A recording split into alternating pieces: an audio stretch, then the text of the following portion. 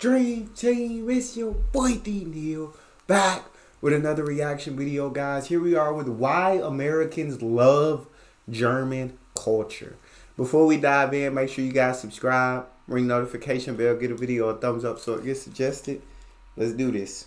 The best way that I've ever heard the German people described is they are like hard-coated chocolate candies, in that they have a hard outer shell, but on the inside they're sweet and melty. Once you became... From the videos I've seen, that's kind of... Her description sounds accurate from videos I've seen about Germany. Became friends with the German, you had a friend for life. They're hard people to get to know at first, but once you're in, and they love you, and they share with you, and just they take you in. But it takes a little while to break past that exterior. If you can open up that line of communication, it's awesome. And they're amazing, and they'll talk your ear off, which is great. Living in Germany was a huge kind of like culture shock to me. Not in that German people are so much different than Americans or so strange from Americans. It was that it was very rare for people to have cars, especially in the cities, which is where most of my apartments were. They were really close to downtown areas. Yeah. So very few people in the cities have cars. And if they do, they don't drive them very often because Germany has a fantastic transportation system. They have big trains that go from cities to cities and cross countries. They have the streetcars, the Bahns, that Straßenbahn, that travel along the roads. Yeah. But those are also called U-Bahns. They go under the ground too. They also have tons of buses. It's a very, very organized system, and a very... That's so dope to like, you have your car, but you don't necessarily need to drive, right? You got so much different forms of transportation in Germany that, right? You can take the bus, you can take the Bahns, you got all of these different things. You can take your train. It'd be cool to take a train to just a different country. Let's go to a different country today. That'd be so dope. And then what she said at the beginning, I've heard in so many other videos, right? It takes a lot to become friends with the German. Like, know what I'm saying? But once you're in, you're in. Once you made a friend with the German, you've got a friend for life. It sounds like you basically become a part of their family. You feel me? Once you become a friend. And I absolutely love that. Because that just tells me, like, friendship, like, legit matters. And I have, like, friends for life for sure over here. But I feel like it's easier to, like, talk to somebody and make a friend here. But the bond may not be as strong as if you make a friend in Germany. If that makes sense. From what I've heard, that's what it sounds like. User-friendly system. I think in Hanover, the bonds ran, like, every 15 minutes. And the buses were a little bit more iffy, especially the further out you'd go, away from the inner cities. Growing up in Virginia, outside of a school bus, I'd never ridden a city bus. I'd never been on a train. Wow. So that was fun. The weather in Germany, it can get pretty humid. So summers are hot and winters are cold. The winter that I was there was apparently record-breaking. It was the coldest winter they'd had in 50 years. And if any of my friends are watching this, they know that I don't really like the cold and I don't do well with the cold. So that was just a fun little twist. So lots of snow during the winter, especially up on the coastal cities like Bremen and Kiel. And lots of wonderful, warm summers and thunderstorms. I served in 5 cities. I started in Hanover, then I went up to Bremen. I served there for 2 transfers, and then I went over to Kiel. I served there for 2 transfers and got to spend Christmas there. I'll talk more about that later. So dope. And then I served in a trio in a Drit in Glückstadt for just 1 transfer before I went down to Bielefeld and ended my mission there after 2 transfers. Every city that I was in at the time that I was in it was my favorite. There were so many unique things to experience in each city, either large or small. Even though the people were still all German, you know, they had their own dialects, or they had their own accents, or they had their own traditions. I mean, most of the traditions were about the same, but I mean, everyone has different family traditions and things like that. But it was nice to be able to see a wide variety of cities. I crashed my bike in the winter in Germany in a skirt. So while I was in Kiel, it was the coldest winter on record. That don't sound fun at all. I crashed my bike in the winter in Germany in a skirt. Why was you wearing a skirt in the winter? Is the first question that comes to mind. Well, keep it going. In 50 years, several of the cities ran out of salt to de-ice the roads and things like that. So it was pretty bad. And it was really cold, like into the negatives and things like that. And so, you was wearing a skirt. You're wildin'. You're wildin'. It was not really fun to go tracking in those on those days. But that was also one of my cities where we had bikes. And there was one day we were not even 100 feet away from our apartment. And we were turning down this road to get to the outreach center. But I hit a patch of ice on my front tire with my front tire. Damn. And I swerved/slid into the only thing that was on the sidewalk, which was a stop sign. And I ran right into the stop sign. And luckily I didn't fall over. I didn't totally crash, but I broke off my gear shifter and had a pretty good bruise on my thigh. And so we didn't have an extra bike for a while. Food in Germany is awesome. Germans know how to eat. Really? They know how to eat real well. I feel like I've heard differently. But I've never tasted German food, so I can't have an opinion on it. Some of it looks good, some of it I'm like, wouldn't touch that, but I'd be willing to try most things. But she's saying, hey, food was amazing. They do breads really well, they do cheeses really well, and they do meat and potatoes really well. Love meat and potatoes. They're not a big vegetable eating culture.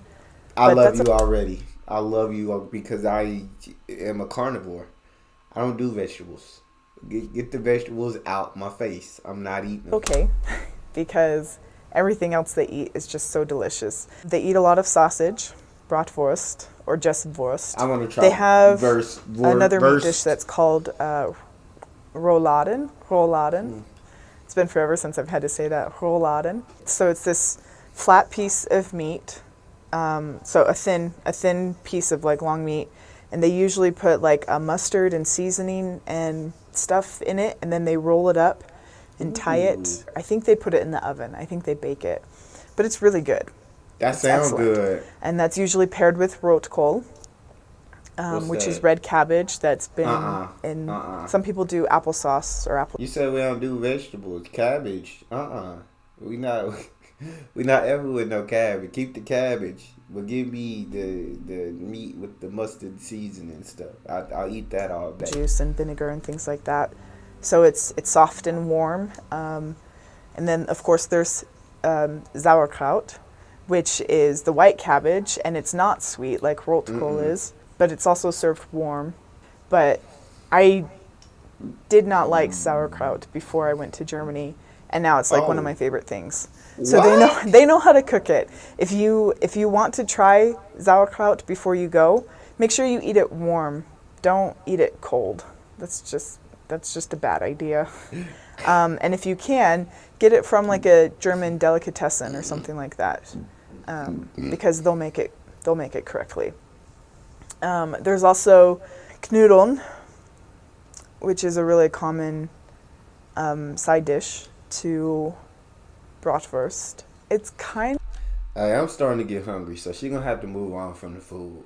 I'm sorry. You got to stop talking about the food. I'm starting to feel a little hungry in my stomach. Talk about something else about the German culture. Kind of like soft balls of potato, but they're not. It's not really mashed potatoes. I don't know. It's just good. Knödeln. And then, of course, there's Quark, which is the best thing to ever come out of Germany, Quark.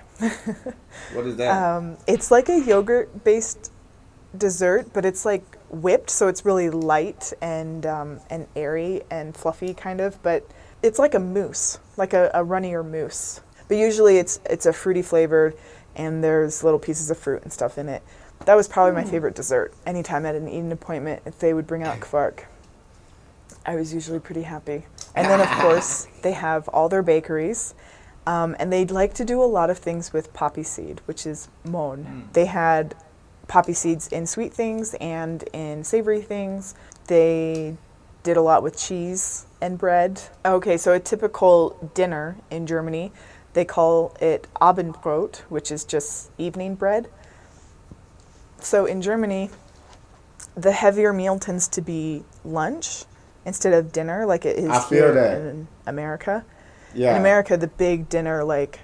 Yeah, the big meal is dinner. I like having a bigger lunch and a smaller dinner. And I feel like that just started not too long ago, where I'll have a bigger lunch, but dinner, just give me something small before I go to sleep. I don't know why. Usually it'd be dinner, but change the lunch. I guess I get more hungry around lunch. So. Or the big meal of the day is dinner. That's where you have like your meats and your vegetables and your carbs and things like that. But in Germany, the heavier meal tends to be lunchtime. And so with dinner, they eat something really light, which is why it's just called Abendbrot. Usually their sandwiches are always like open-faced.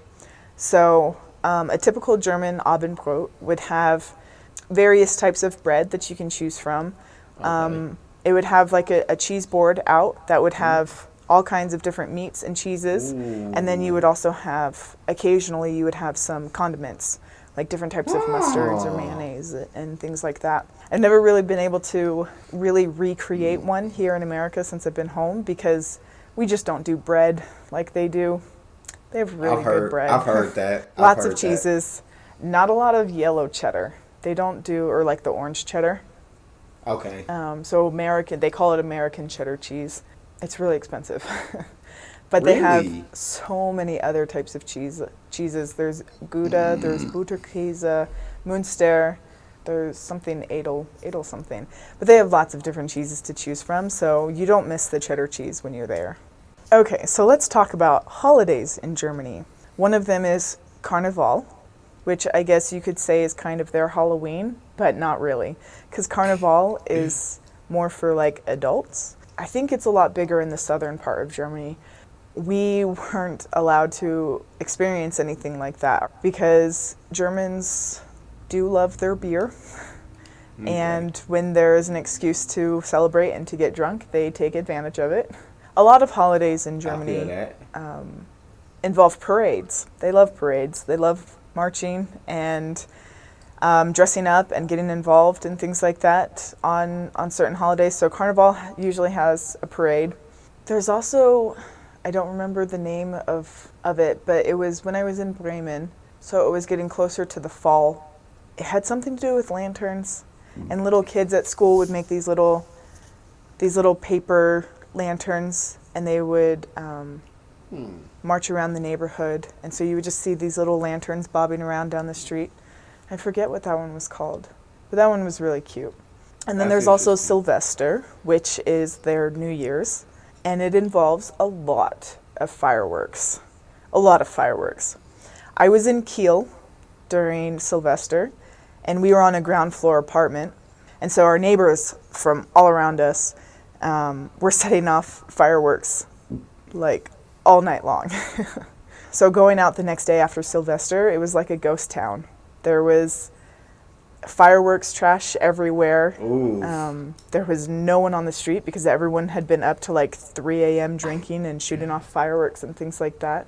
I want to be a part of this, you feel? I would love to experience this and be a part of it. It sounds like a great time. Sounds like a blast, is what it sounds like. But the biggest holiday in Germany is Christmas, Weihnachten. I've seen all the Christmas market videos. They do it so well.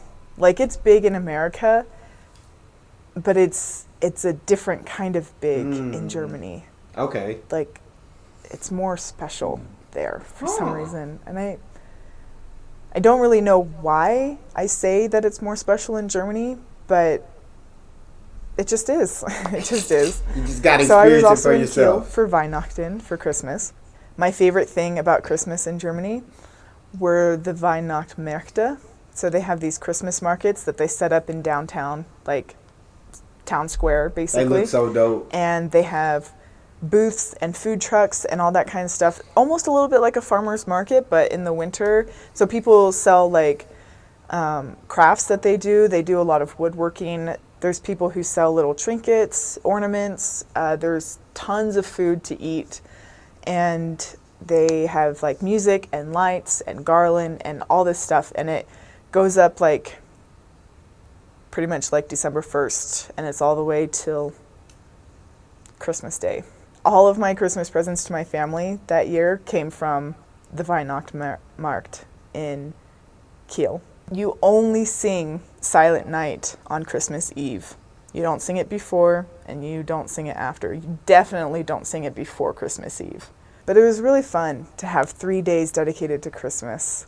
You know that special Christmas spirit you get around December, where people tend to be a little bit more compassionate, a little bit more giving, a little nicer. That's the case in Germany too. And whether you're religious or not, I think people still experience that. So the German language. I actually took German all 4 years of high school. Nothing can quite prepare you to speak a language until you're actually there in the country speaking the language and hearing the language every day. German is notorious for having these really long, drawn-out words. Like Naturwissenschaft is science. There was one Oh yeah, I would be knowing none of these. Naturwissenschaft. Yeah, I ain't even gonna try. word that I found so difficult to pronunciate properly. What's But that? it's the word challenge. Herausforderung. See, now I can't even say it actually. Herausforderung. And I had such a hard time saying it because when you break it apart, like each section in a German word, you can kind of break it apart and see where else it comes from.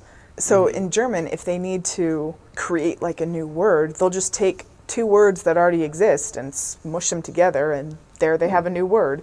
There you So go. they are notorious for having really long words. And some of them are really fun to say, and some of them not so much. Apparently, I need to practice saying Herausforderung again. Herausforderung. Herausforderung. That was a dope video, though, to learn a little bit more about Germany, why Americans love German culture. Before we before we finish, make sure you subscribe, ring notification bell, get a video a thumbs up so you suggest it. It's your boy Neal. Out.